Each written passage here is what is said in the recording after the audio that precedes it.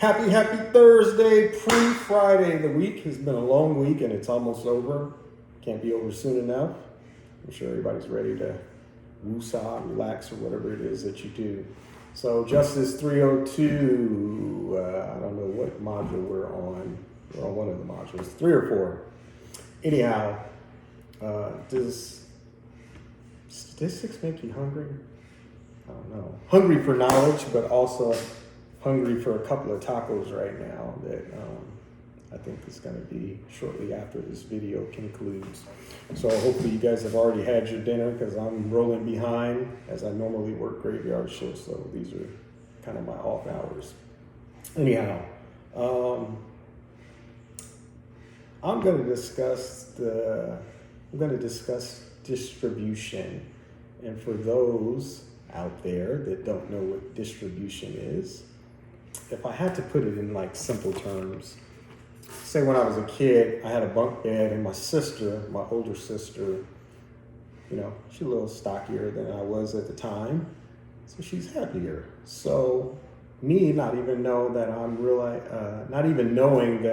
I'm doing distribution at a young age, I'm like, you need to be on the bottom bunk because I don't want the distribution of your weight crushing this little cheap bunk bed and smashing my little self. So that was kind of like the first experience, or if you want to kind of put a general concept on what distribution actually is when it comes to statistics. You have a bunch of different distributions. So many, I had to write some of them down. Different names like T distribution, uniform, F distribution, chi-squared, log normal, the list goes on and on. Binomial distribution, just a lot of them, like 9 of them. So anyhow, distributions are important for a bunch of different reasons. It's almost like, I'll put it into law enforcement perspective, the amount of parolees distributed in an area is going to have some factors impact on crime and other things of that sort. So distribution is, definitely used for establishing data, coming to conclusions, or even like just random sampling. Hey, I put this many over here and this is the result. I wonder if I put this many over here, what kind of result will I get?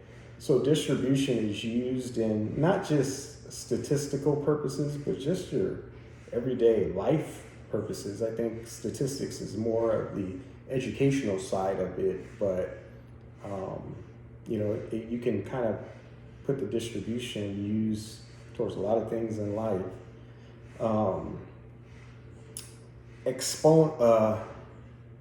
Exponential distribution.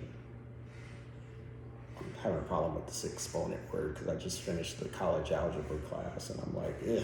When I hear that word exponents, it just makes me cringe. But like, you can figure out like different, say, times of arrival, like, hey, if I pick you up at this time, and my Lyft or my Uber arrives at this time, I can get an idea of like wait times and all of that different stuff. So it's a distribution of time, so to speak. So again, like I said before, choose distribution if you want to simplify it and wrap your head around it a little more easy for those of you out there that have not been at ASU or statistics or Justice 302. This is a good way to do it. People kind of hear the word statistics and they automatically get nervous and think that it just strictly has to do with math and formulas, and that is just definitely not the case. So without, the distribution formula or the concept, we wouldn't have a lot of data on a lot of things. The impacts numbers have on populations, the impact those numbers have on the infrastructure of population, the impacts of numbers versus teachers, student ratios. So just remember distribution covers a lot. So if you have any questions, don't contact me, contact the instructor or one of the instructor aides, and they can answer the questions for you. You guys have a good night. See